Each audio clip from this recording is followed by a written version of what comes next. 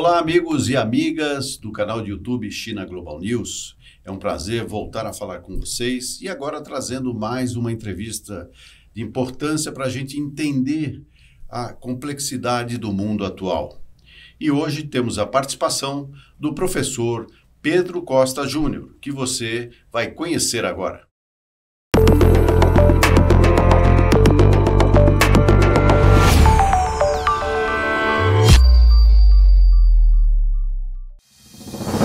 Pedro Costa Júnior é cientista político com doutorado na Universidade de São Paulo. Comentarista de assuntos internacionais em diversos veículos de imprensa, ele é autor de livros e artigos sobre a política norte-americana e sua influência no mundo. Atualmente, tem pesquisado o papel da China no cenário geopolítico mundial e aposta que o século XXI terá a hegemonia do gigante asiático.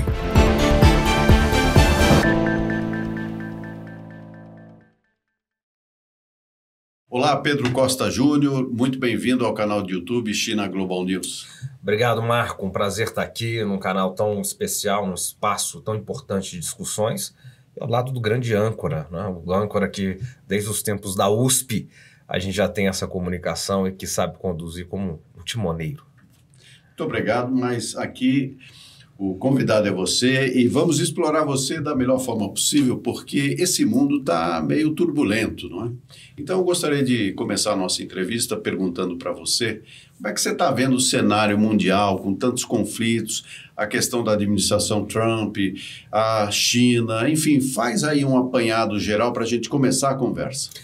Maravilha, Marco. Veja, essa pergunta é excelente. Eu estou até aqui em homenagem à nossa casa, a USP, porque eu defendi meu doutorado lá agora, você acompanhou essa saga, e a minha tese vai virar livro pela editora Escuta, vai sair em fevereiro do ano que vem, e o tema é esse, é Estados Unidos versus China, a luta pelo poder global. E esse tema está tão em voga, né? Você veja, nós estamos aqui em São Paulo essa semana, segunda-feira eu abri a semana de economia na PUC, ontem eu estive no ICL, do Eduardo Moreira, terça-feira no ICL, ontem eu estive na CNBC News, hoje aqui, amanhã na Band News, para falar exatamente disso. Quer dizer, não sei se o livro vai ser bom, mas o assunto certamente vai fazer desse livro um grande livro, porque esse é o grande tema.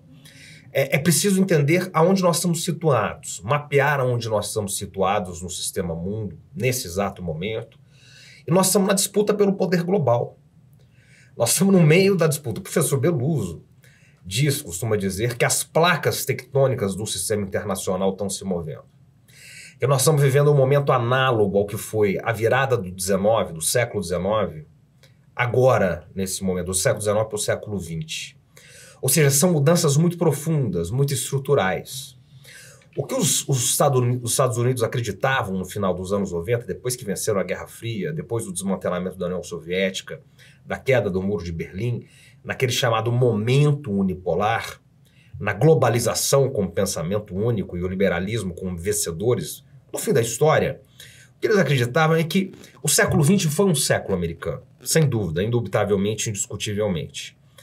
E que o século XXI seria o novo século americano, ou o segundo século americano. Os falcões republicanos do governo Bush, que já estavam no Bush filho, mas do governo Bush pai, mas que voltam no governo Bush filho, Cheney, Rumsfeld, Paul Wolfowitz, Condoleezza Rice, Colin Powell, né? Eles chamavam New American Century, tem o PNAC, né? Um projeto para o novo século americano. E o que eles estão se dando conta é que o século XXI certamente não será o século americano. Possivelmente, eles diziam lá atrás, agora eles já estão dizendo certamente não será o século americano. E o pior dos pesadelos deles se desenha para ser um século chinês, um século oriental. Então, nós estamos no meio desse embate agora, de quem será o século XXI. O primeiro quartel do século XXI se encerra aqui, nós temos ainda mais 75 anos, 3 quartéis desse século, e a disputa é franca. De um lado, né, nós temos para usar uma imagem wallersteiniana aqui, do grande Manuel Wallerstein, nós temos uma águia pousando, passando pelo seu pouso forçado, vai dizer o Wallerstein, é um pouso forçado, eles não querem pousar. E tem o dragão ascendendo. Eles estão nesse embate nesse momento. Essa é a luta pelo poder global, que é geopolítica, é geoeconômica, é tecnológica, é comercial, é tarifária. Todos os movimentos micro do mundo, em micro-regiões, em pequenos espaços de poder, no sudeste da Ásia, na África, no norte da África, na América Latina, em pedaços da América do Sul. Enfim, se a gente for olhar para a questão da Venezuela agora, por exemplo, ou se a gente for olhar para a questão da África do Sul, que envolve os BRICS, tudo vai estar passando pela geopolítica do poder entre China e Estados Unidos. Acho que essa é a dimensão que nós estamos agora de envolver, de entender de quem será esse século. Se esse século realmente será o século chinês, ou se os Estados Unidos, que ainda tem a hegemonia do dólar, que ainda tem a moeda padrão, não é certamente o renminbi até agora, e que ainda tem um superpoder militar, que é o maior superpoder militar do mundo, que tem mais de 120 bases militares espalhadas, bases militares em mais de 120 países do mundo, em acordos militares com mais de 120, são 800 bases militares em mais de 120 países do mundo, ou se é a China, que tem as novas rotas da seda com 155 países do mundo acordados nas novas rotas da seda. Então, a partir daí a gente começa a ler esse mundo. Agora, Pedro, essa possível mudança de império, que é um fato histórico da humanidade, ou seja, você tem ciclos de impérios. Então, tivemos lá o Império Britânico, depois vem o Império Norte-Americano e assim vai. Quer dizer, nós temos aí uma lógica dos impérios que nascem, crescem e morrem. Do jeito que está atualmente, é difícil prever necessariamente quando que um império irá morrer para outro nascer. Mas dentro desse embate atualmente, onde você tem um país como os Estados Unidos, com forte poder militar, realmente são mais de 800 bases militares em vários países do mundo, mais de uma centena, e a China que não tem nenhuma base militar fora da China, mas que também está fazendo um investimento crescente na defesa. Mas ela se caracteriza muito mais, digamos assim, pela cooperação do que pela intervenção. Nesse cenário, entre intervenção e cooperação, quem que você acha que pode se sobressair? Essa é uma boa discussão, Marco, porque vamos olhar para esse exemplo que você deu. O desfile militar da China, esse desfile militar dos 80 anos da vitória sobre o Japão, dos 80 anos da vitória na Segunda Guerra Mundial. É o maior desfile militar da história. Não há precedentes num desfile militar daquela monta do que a China mostrou ali. Qual o recado que a China está passando para o mundo naquele momento? O recado é muito explícito. Eles estão dizendo o seguinte: nós não viveremos mais um século de humilhações. Nós aprendemos com o século de humilhações, o século e meio de humilhações que a China teve, que foi o século XIX e a primeira metade do século XX, pelo menos até a Revolução Chinesa em 49.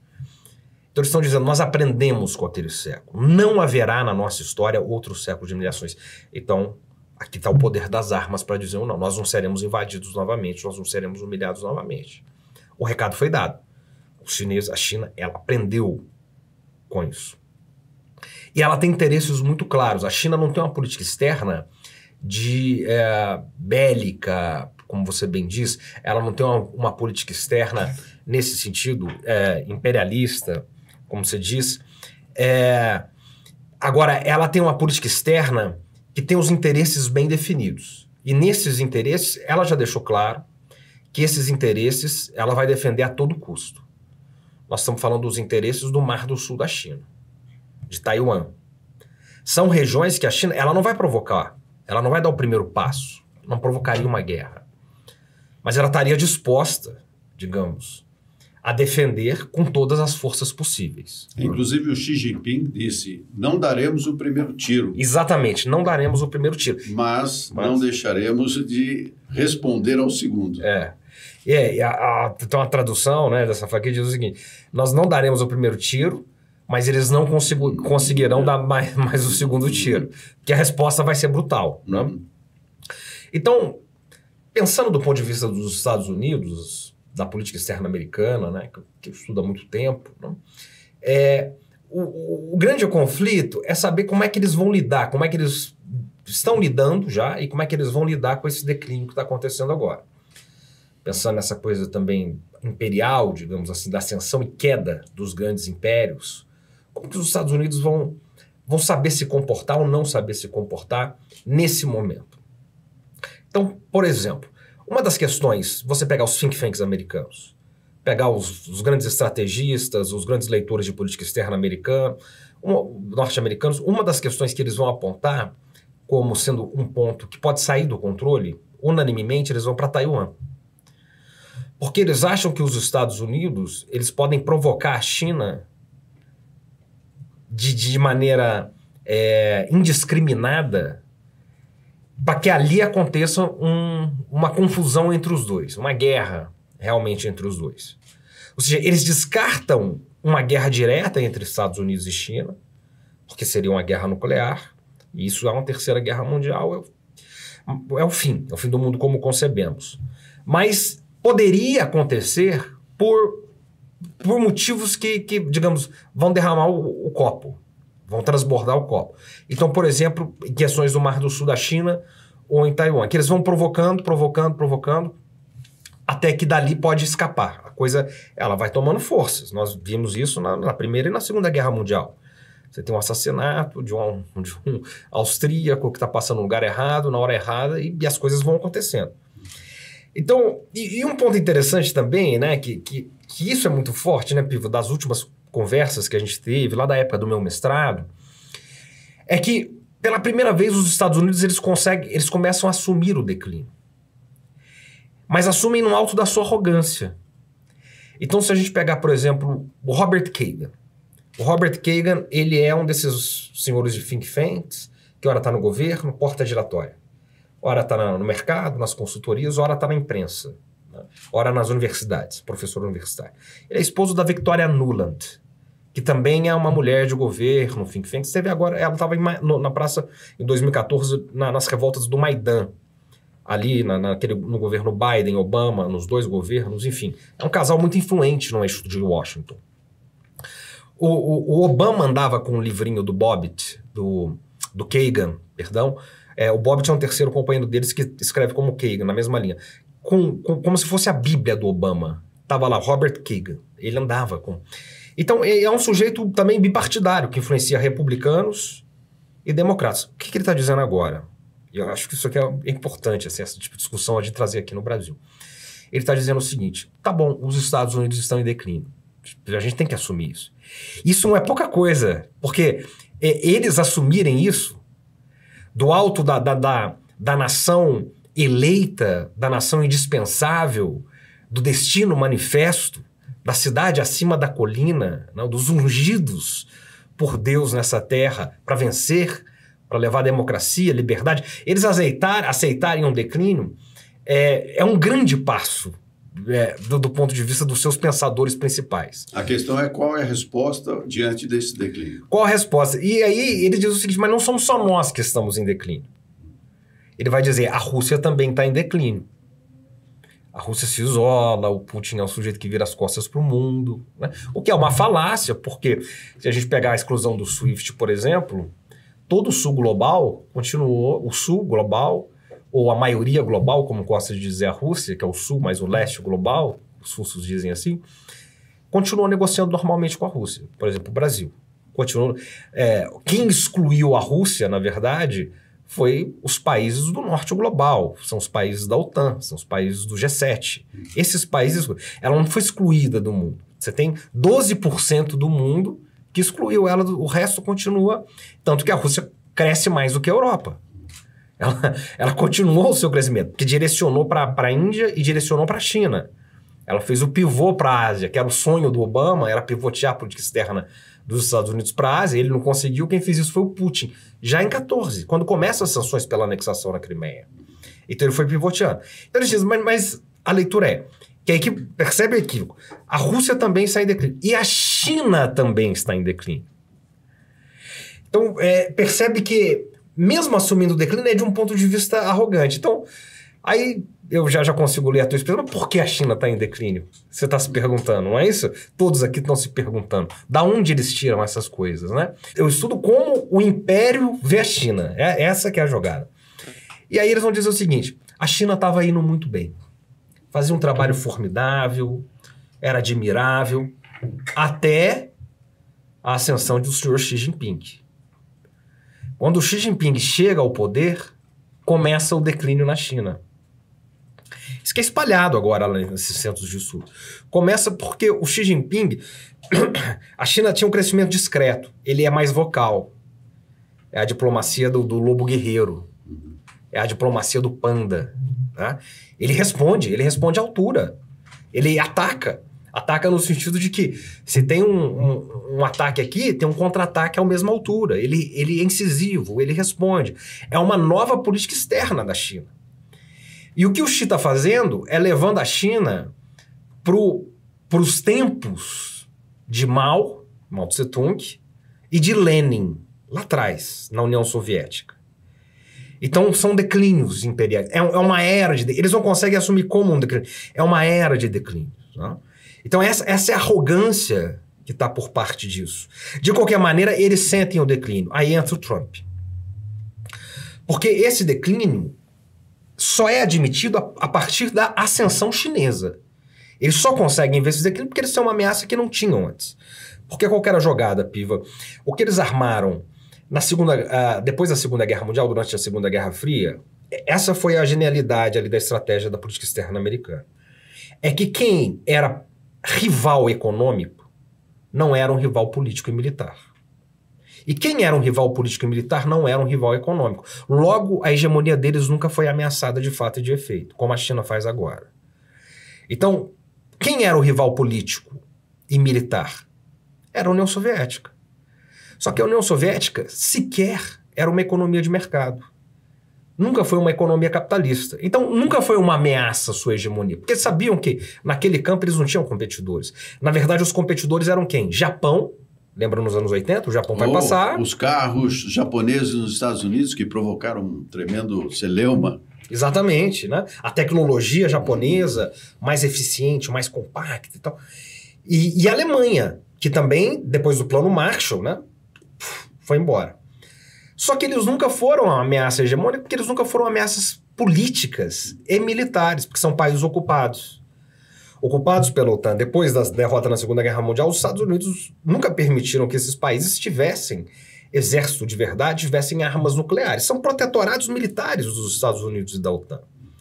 Então eles jogaram a Guerra Fria o tempo todo assim. Com esse a gente compete militarmente, politicamente, mas não é um rival, porque não é econômico. Esses são rivais econômicos, não são rivais, porque não são políticos e militares. Agora eles acharam um rival econômico, político, militar, tecnológico, comercial, cultural, civilizacional, cultural, não é isso? Que escapa. Então, agora, o que é interessante, né? A gente vê como eles demoraram para perceber isso. É essa a trajetória da minha pesquisa, né? Por exemplo, a parte da minha pesquisa.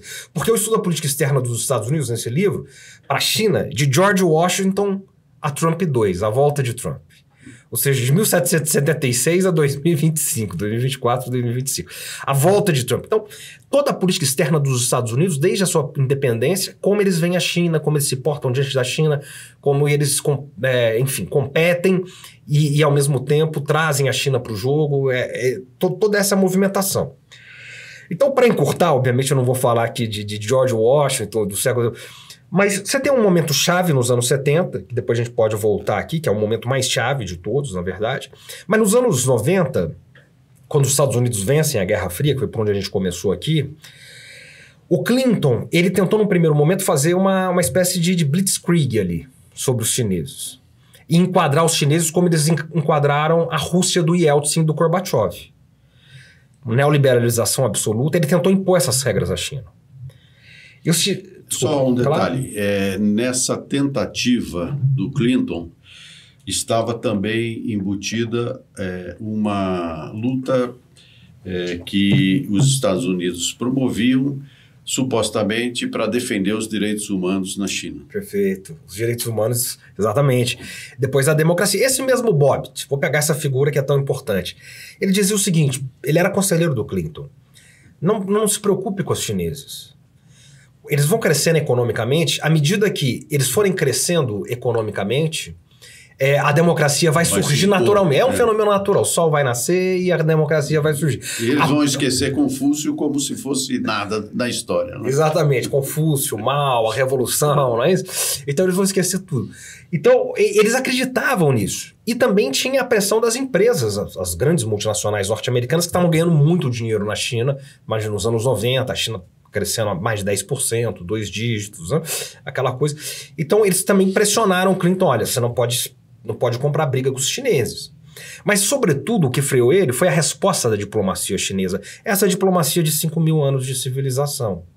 Para um país que nasceu ontem, né? Um país que foi independente, cuja independência é de 1776. Né? Então, em um determinado momento, o Kissinger vai dizer lá naquele livro dele, On China, sobre a China, né? Que ali ele já tinha visitado a China, naquele momento ele tinha ido mais de 50 vezes à China, e negociado os principais acordos de relações internacionais dos Estados Unidos com a China na história.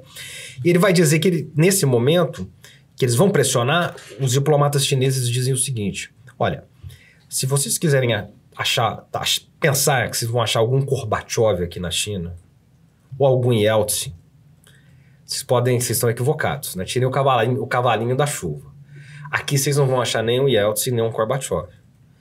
Analogamente, já no governo Xi, a mesma coisa vai acontecer, clássico, né? Com relação a quando eles tentam fazer com que os chineses valorizem a sua moeda. Como eles fizeram lá atrás contra os japoneses. Exatamente. Em 84, 85, na chamada ENDACA, a política de valorização da moeda japonesa, que foram os acordos do Plaza Hotel. Qual foi a resposta do governo mal para eles? Nós chineses não descemos para o Plaza Hotel. Isso está registrado, on the record, tá lá. Nós não Então, é uma diplomacia que eles não estavam preparados. Aí, quando chega no século XXI, o governo Bush, filho já, eles vão dizer, olha, a China é um problema. É a primeira vez que a China deixa de ser, na política, na linguagem da política, dos documentos da política externa americana, ela deixa de ser um parceiro comercial, ela não tem mais o status quo de parceiro, para ser um competidor. E o Bush diz, o governo Bush, né? Nós temos que olhar para a China. Só que qual que é a questão? 11 de setembro de 2001. O 2001 que a China entra para o OMC, que também vai bagunçando todo o jogo. Quando vem o 11 de setembro, os Estados Unidos começam as guerras eternas. No Afeganistão e no Iraque, no Oriente Médio, as guerras infinitas. Só vão sair 20 anos depois do Afeganistão, por exemplo, naquelas imagens chocantes, deprimentes, as pessoas dependuradas no avião em Cabul, e devolvendo o poder para o Talibã, derrotados, né? Dizendo que extinguiu o Talibã e devolvendo para o Talibã 20 anos depois. Então a doutrina Bush não permitiu que os Estados Unidos, eles diagnosticaram, já estava lá no Clinton, mas timidamente. No 2000 nós temos que olhar para a China. Foi os petrodólares, né? Eles se afundaram no Oriente Médio. Vem o Obama. A política externa do Obama era, vamos pivotear a política americana para a China. O termo era pivô para a Ásia. Então eles tinham aquela aliança do Pacífico, você vai se lembrar muito bem, porque pegava toda a América Latina, saía da América do Norte, América Central, América Latina, saía lá no Japão, Coreia, pegava os principais países da Ásia, só não tinha um grande participante. O Império do Meio. Então, nós vamos... Só que qual foi o problema do Obama? O Obama não só não conseguiu tirar os Estados Unidos das guerras eternas do Bush, como ele afundou mais ainda os Estados Unidos no Oriente Médio. Foram as primaveras árabes. Primaveras árabes. Veio a guerra da Líbia, que é uma guerra do Obama, uma guerra da Hillary, secretária de Estado. Obama, Biden, Clinton, Hillary, Clinton. A Líbia é o Iraque do Obama. Veio a Síria depois. A Líbia era um ano, a Síria no outro. Que não caiu no governo dele, mas veio cair agora mais recentemente. Exatamente, só agora, quer dizer. Então eles foram afundando, eles não conseguiram fazer o pivô para a Ásia. E a China? Crescendo, expandindo, lançando. Enquanto eles estavam fazendo, veja bem, né? Enquanto eles estavam fazendo ali, Marco, a guerra eterna, as guerras eternas, o que a China estava fazendo? Os BRICS. Começo dos anos 2000. Na primeira década. Uns fazendo Afeganistão e Iraque, outros fazendo BRICS. Depois, quando eles tentam fazer o pivô para a Ásia e vão fazer a Primavera Árabe, e vão fazer Síria, vão fazer Líbia, guerra na Síria, na Líbia, o que a China está fazendo? Novas rotas da seda.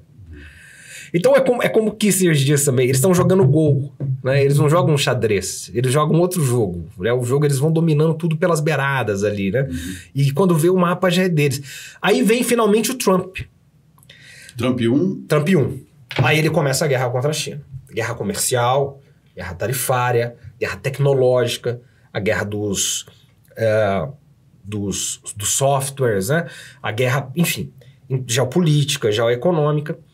E aí é um ponto de virada, porque havia uma certa... Bom, quando o Biden ganhar, os democratas voltarem, eles podem tentar se aproximar da China. Lê do engano. Haviam alguns analistas que diziam isso, né? Eu já estava em cima do lance, isso não tem volta. Isso é bipartidário. O que predomina nas análises de política externa dos Estados Unidos, desde Trump 1, é uma sinofobia. Tudo que vem da China é maldito e tem que ser combatido. E tem que ser destruído. A China é o grande inimigo. Isso ficou claro em Trump 1. Quando o Biden entra, ele não só continua a guerra contra a China, como ele intensifica a guerra tecnológica pelos chips. Ele vai intensificando e vai até tentar transformar numa guerra moral. Inclusive por conta de acusar a China de ser a promotora da pandemia. Exatamente. Né? O China vírus. Né? E vai tentar fazer bem ao estilo dos democratas, o Biden, uma espécie de guerra humanitária contra a China, guerra moral, que ele vai fazer aquela cúpula mundial da democracia, que foi um fracasso colossal, retumbante. Então ele vai tentar o tempo todo falar, são democracias versus autoritarismos. A China, a Rússia são eixos autoritários, nós somos a democracia. O Biden vai tentar fazer isso. Foi um fracasso que todos nós vimos. Quando o Trump volta com o embrião do que já tinha feito em 2016, só que escalado à enésima potência.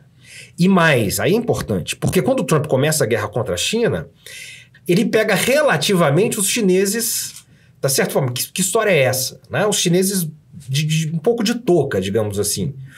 Agora não. Quando ele volta, os chineses sabem aonde responder, sabem quando responder, sabem como. Veja, por exemplo, a questão das terras raras. O Trump chegou a ameaçar tarifas de mais de 200%, 225% sobre a China, depois vai para 100%, 125%, mas ele tem que retroceder. Está lá em 20%, 25%, tem que retroceder porque a China responde na mesma altura. A China sabe responder. Eles mapearam tudo. Então, quando vem uma ameaça trumpista, uma ameaça dos Estados Unidos, eles já estudaram, eles já sabem onde vão responder. Então, o que o Trump está tentando fazer? Acho que isso é para resumir aqui, né? O Trump identificou o seguinte, né? Pegar as palavras do D. Vance, o vice-presidente, que é um pensador desse governo, é um sujeito ideológico, né? Passou pelas grandes universidades, enfim. Ele diz o seguinte, nós temos que começar esse tarifaço agora. Porque o diagnóstico dele é interessante, ele diz, porque se a gente for começar a tarifar a China e os outros países do mundo, são 184 países do mundo que eles tarifaram, incluindo o Brasil, se nós formos começar a tarifar daqui 5 anos, Piva, a gente não vai conseguir mais tarifar ninguém. A gente vai ter perdido o jogo. Então, veja como essa percepção da derrota para eles, esse fantasma é cada vez maior e é real. É um fantasma real. Então eles estão tentando remodelar tudo, eles estão tentando refundar. A palavra nem eles usam a palavra refundação, eles usam a palavra reforma, reconstrução, eles usam precisa destruir, implodir o que está dentro dos Estados Unidos, eles estão fazendo isso lá, e fora. E a partir daí remodelar. Então nós estamos vivendo um momento que desde o final da Segunda Guerra Mundial, onde foi estabelecida a ordem liberal baseada em regras, como eles chamam, a arquitetura financeira e econômica de Bretton Woods, e depois que continuou com o padrão dólar, né? FMI, Banco Mundial, ONU, OTAN, OMC, antes GATT, agora OMC, tudo que os Estados Unidos fizeram, arquitetaram. As regras que eles mesmos criaram, as regras que eles mesmos sustentaram, que eles mesmos reproduziram e bancaram nos últimos 80 anos. Eles estão destruindo agora. Quem está destruindo as regras não é a China. Quem está destruindo as regras é o governo Trump. Mas não é só o governo Trump, começou no Bush. O Bush desmoralizou a ONU em 2003 quando invadiu a contraproposta do governo de segurança, do Conselho de Segurança das Nações Unidas. 3 dos 5 membros votaram contra. Foi o Obama quem começou a sabotar a OMC nas votações. Sistematicamente, a OMC está parada não é agora no governo Trump 2, nem no governo Trump 1. A OMC está parada desde o governo Obama. que começou a ser sabotada. O que o Trump faz, ele intensifica esse declínio. E a Susan Stevens diz o seguinte, só pode destruir as regras quem criou as regras. Então, as regras que os Estados Unidos criaram nos últimos 80 anos, se afirmaram depois da Guerra Fria, nos anos 90, e sustentaram o mundo, nós estamos vendo elas serem destruídas agora por causa da competição com a China. A China tenta estabilizar e manter essas regras. E os Estados Unidos vão tentando destruir porque eles perceberam o seguinte, se nós continuarmos competindo com a China nessas regras que nós mesmos montamos, nós vamos perder o jogo. Então essa derrota está à frente. E olhar para o retrovisor também agora não adianta muito mais, né? E nesse contexto, para exacerbar essa política norte-americana de destruição das regras para poder montar um outro panorama mais favorável a Washington, como é que fica a América Latina? Boa pergunta. A América Latina tem um espaço interessante nesse momento, viu, Piva? É claro que todas as regiões do mundo vão sofrer uma maior disputa, uma maior pressão geopolítica e geoeconômica. Agora, a América Latina tem um papel interessante, o Brasil muito interessante, especificamente interessante por ser o maior país da América do Sul, a maior população, mais da metade da economia da América do Sul. O velho presidente norte-americano Truman já dizia, para onde o Brasil vai, a América do Sul vai atrás. O Brasil é um estado pendular, ele é um pêndulo na América do Sul. Então, a América do Sul porque ela tem um papel muito importante porque ela é aquilo que os Estados Unidos chamam, desde das suas doutrinas mais distantes, né, desde a doutrina Monroe, o Big Stick é a América para os americanos. Né? E isso significa aquilo que o secretário de guerra dos Estados Unidos, secretário de guerra, né? Mudou o nome, né? Mudou quando, Pivô? Mudou um dia depois do desfile chinês dos 80 anos da vitória. Até então sempre foi secretário de defesa, né? E agora virou secretário de guerra. Quer dizer, eles sentiram, né? O Trump sentiu. Pete Hegseth, o secretário de guerra, disse o seguinte, nessa gestão agora, nós precisamos reconquistar o nosso quintal, retomar o nosso quintal. Retomar o nosso quintal é retomar a América Latina, que não é uma política exclusiva dos republicanos. O Biden tem uma declaração daquelas desastrosas dele, que ele diz o seguinte, eu cresci na universidade ouvindo que a América Latina é o nosso quintal. Quero dizer que não. É o nosso gramado. É o nosso pátio. Na tradução é gramado ou pátio, na tradução. Então, eles sempre é assim que eles veem o quintal. Então, eles não podem perder a América Latina. Eles já perderam a África, a China invadiu a África. A Rússia está muito presente na África. A Ásia Oriental. Eles estão perdendo todos os espaços do sistema mundial. Mas se tem um espaço muito caro para eles, é como o Mar do Sul da China para a China. Ou como, por exemplo, aquela região da Europa Oriental, estratégica para a Rússia, onde tem a Geórgia, onde tem a Ucrânia, onde tem a Bielorrússia. São regiões que essas grandes potências, elas não abrem mão. As regiões imediatamente... geografia é destino, vão dizer os geopolíticos, né? Geografia é destino. Essas regiões geográficas que são de muita influência. E a América Latina está assim. Só que, nas palavras deles mesmo, de Washington, o que eles vão dizer é o seguinte, a China, e eu vou usar a expressão que eles usam aqui, entre aspas, ipsis literis, eles vão dizer a China invadiu a América Latina. Invadiu o nosso quintal. Pega o exemplo do Brasil, desde 2009... 2008, 2009. O maior parceiro comercial é a China. E de longe. E a boca do jacaré só abre. Né? A primeira é a China e os Estados Unidos só caindo.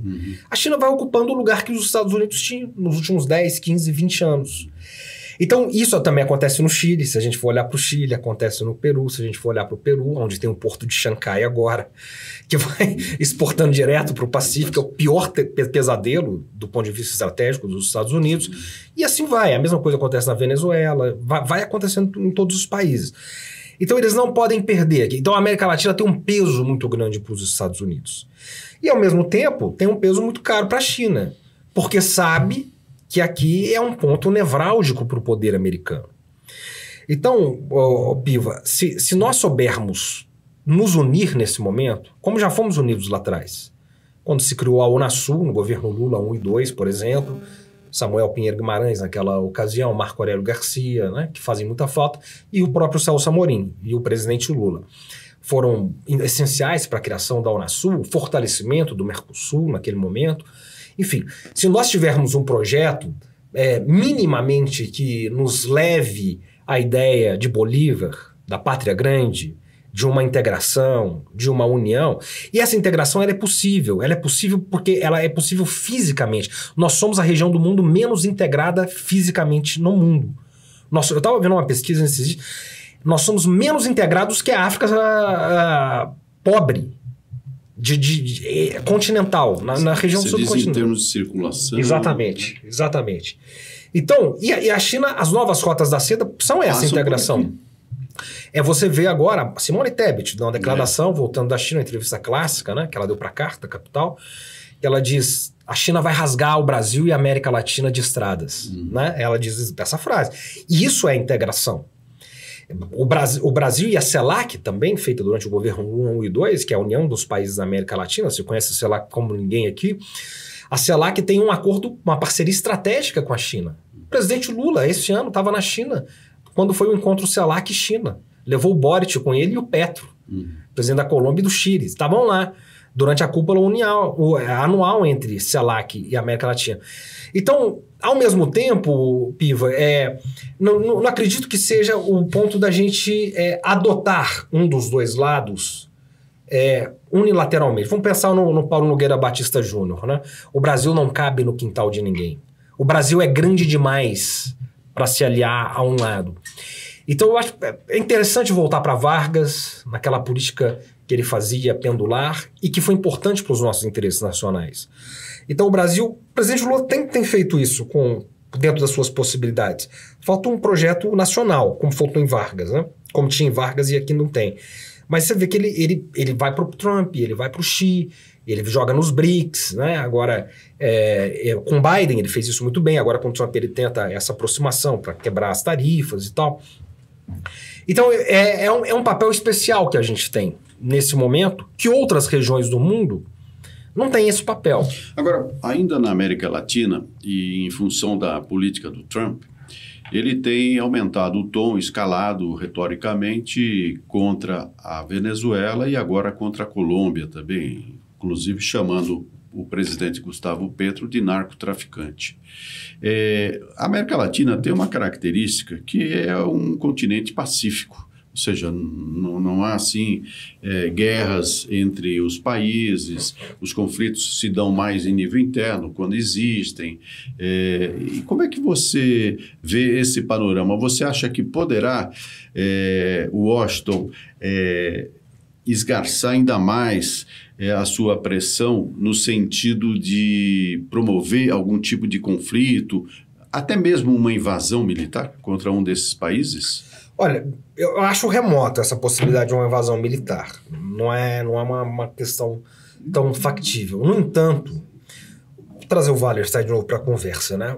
Ele diz que os Estados Unidos, nesse momento, já desde o começo do século, quando eles entram em declínio mais acelerado, a imagem deles é como de um tigre encurralado. O tigre encurralado ele tem muita força. E ele age de uma maneira, ele pode agir de uma maneira que não pensa, né? Ele está com medo, então ele pode atacar qualquer um a qualquer momento. Com um ataque muito forte. Então, acho que essa é a imagem que nós vamos ter cada vez mais presente dos Estados Unidos para o próximo quartel, para os próximos 25 anos, 20, 25 anos. Ele pode atacar qualquer um a qualquer momento. A América Latina não está isenta. Agora, nesse momento, por exemplo, uma entrada na Venezuela é um tanto remota porque a questão não é entrar na Venezuela, a questão é sair da Venezuela. Eles podem entrar, mas o problema depois vai ser sair. Essa é uma questão. Agora, há uma operação de regime change, como eles dizem lá. De troca de regime, de troca de governo, de câmbio de regime. Sabotagem, né? De sabotagem. Veja o que o Trump falou. Nós autorizamos as operações da CIA na Venezuela. Não significa que a CIA não trabalhasse lá antes ou não trabalhasse em todos os países da América Latina, enfim, para não dizer do sistema mundo, né? Porque qual que é o orçamento da CIA, Piva? Ninguém sabe, nem você sabe, nem eu sei, nem ninguém sabe. Porque quantas agências de informação existem nos Estados Unidos? Exatamente. Desafio responder isso. Então, o orçamento da CIA ele é secreto e ele é ilimitado. Né? Ele é feito por quem tem a fábrica de dólar, porque são os interesses nacionais. O que significa autorizar operações da CIA no território? Provavelmente ele está falando de autorizar assassinatos em campo venezuelano. A linguagem cifrada que ele está dando é essa. Né? Agora, vamos pegar, por exemplo, a Nobel da Paz. Né? A primeira mulher sul-americana Nobel da Paz. Né? Que parece ter sido um prêmio sob encomenda.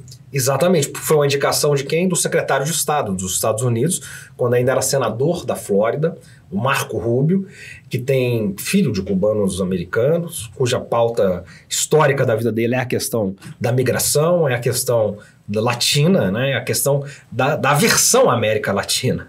Da aversão um latino que tem aversão à América Latina. Exatamente. O que não é tão raro nos Estados Unidos, né? Digamos. E que tem essa coisa do Fidel, tem essa coisa do chavismo, né, que pega ali essas Miami, Flórida e tal. E ele vai indicar a Marina Corina Machado lá atrás. E que teve por trás do golpe do Chaves, em 11 de abril de 2002. Que se conhece tão bem, né, que o Chaves ficou 2 dias ali, fora, né, preso numa ilha, e o pessoal foi pra rua trazer ele de volta, né.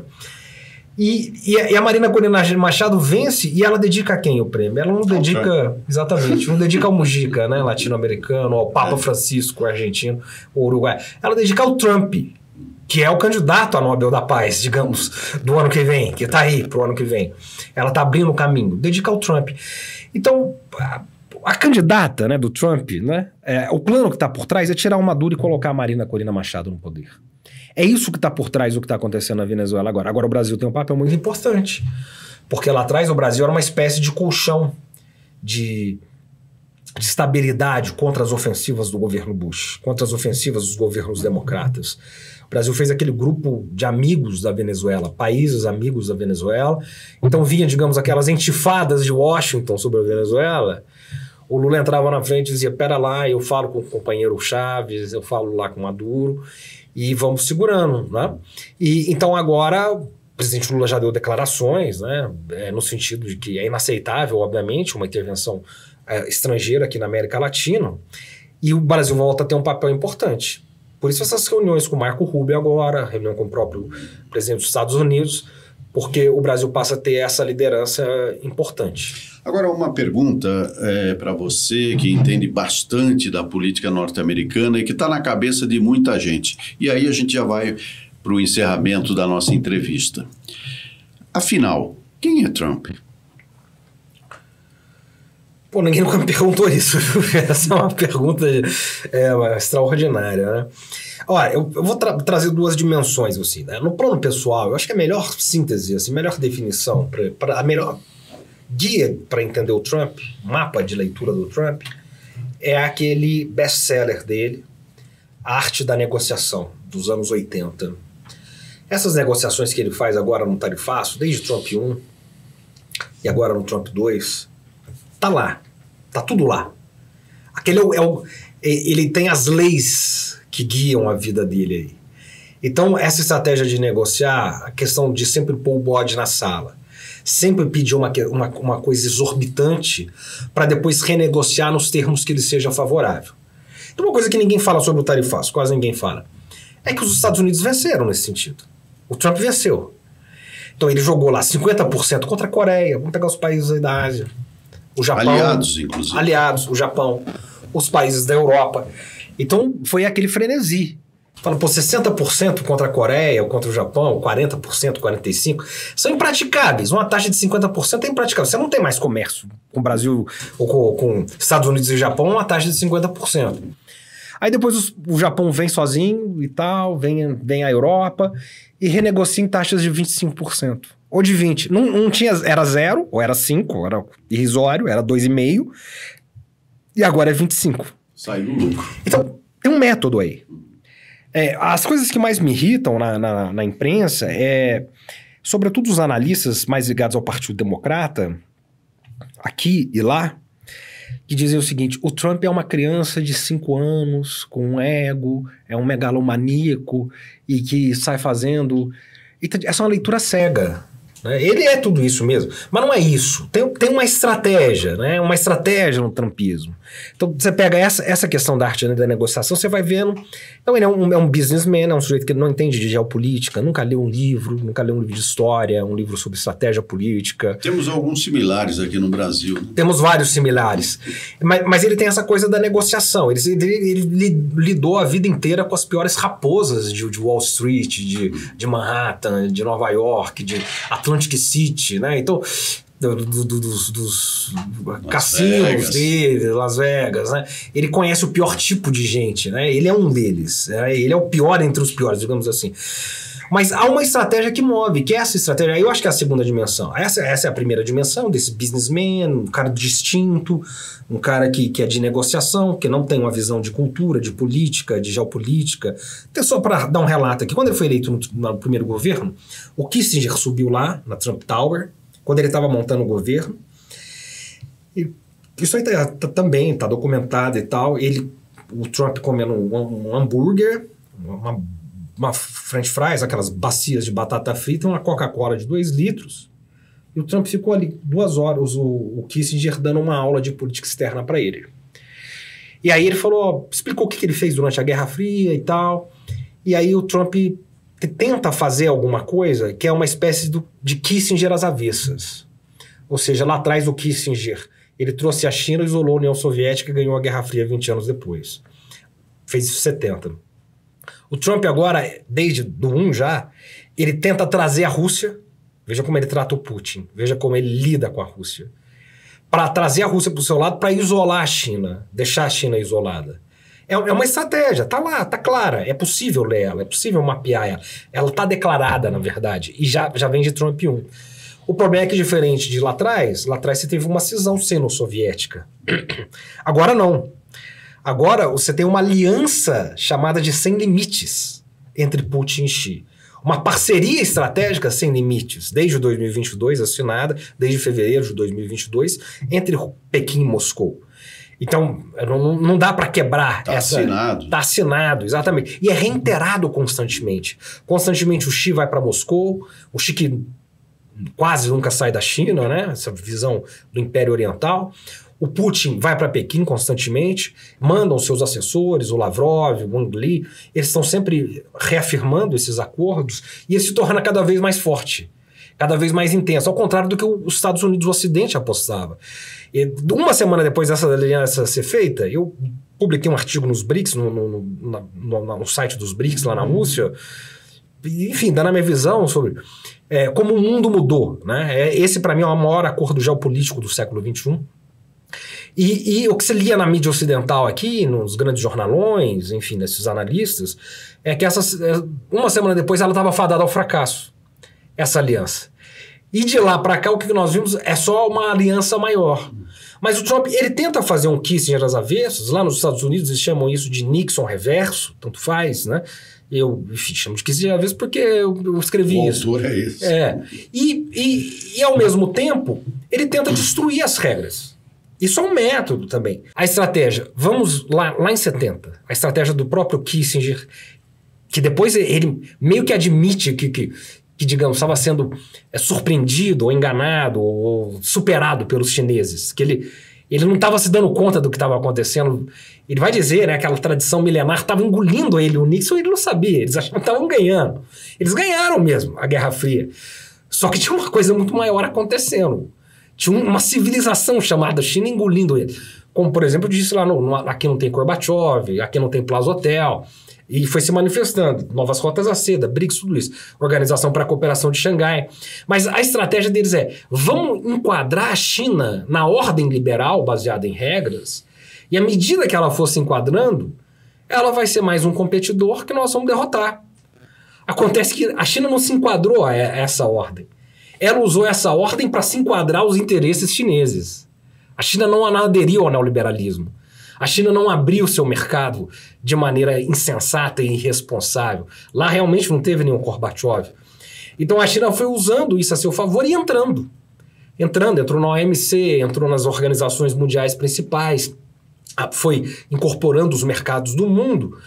E quando eles entraram no jogo, quando os Estados Unidos acordaram, já era tarde demais, já era o governo Trump 1. E aí a China já tinha dominado tudo. É essa a história. Pedro, é sempre um prazer conversar com você, entender esse mundo tão complexo e também ajudar a nossa audiência a entender melhor isso. Então, agradeço bastante a sua participação aqui no China Global News. E para nós, fica aqui o recado. Você que acompanha o China Global News, divulgue para os seus amigos. Peça para se inscreverem aqui, ó, tá aqui embaixo. Você pode se inscrever e também acompanhar as nossas redes sociais. E foi um prazer, então, Pedro Costa Júnior, cientista político, doutor em ciência política pela Universidade de São Paulo e um grande analista internacional. Muito obrigado pela sua participação aqui no China Global News. Uma honra e uma alegria estar aqui, Marco Piva, meu timoneiro. É com isso que vamos encerrando a entrevista de hoje e eu espero você em uma próxima edição. Até lá!